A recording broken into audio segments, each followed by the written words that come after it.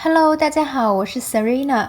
现在我要做一道简单的家常菜——清炒上海青。首先将上海青的叶片掰开，用水冲洗一下，然后我们把菜叶切成段，这样的大小就可以。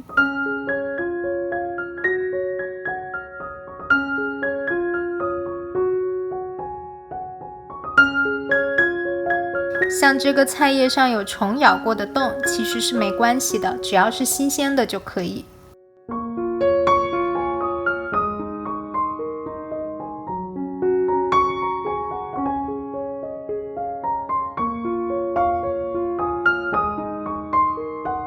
在锅中倒入食用油，加入几颗剥好的大蒜，然后开大火。当油温升高，大蒜开始煎出香味，把切好的上海青加到锅中。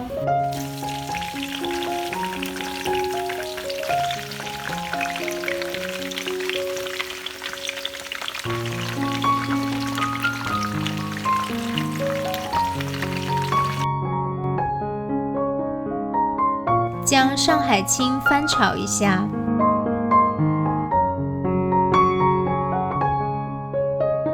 然后加入适量的食用盐，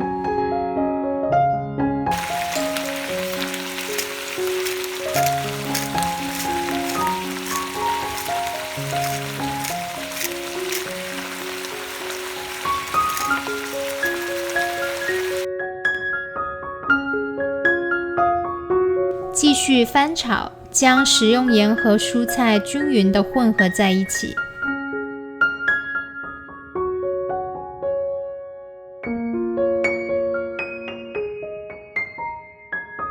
然后加入一点蚝油，增加鲜味。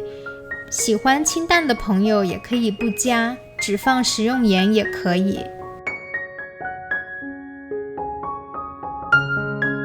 继续大火翻炒，让上海青充分的入味。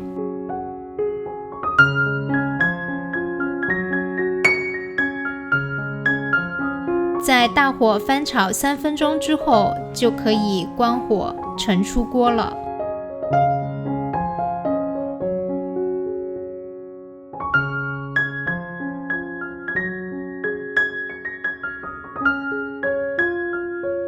这道美味的清炒上海青就做好了。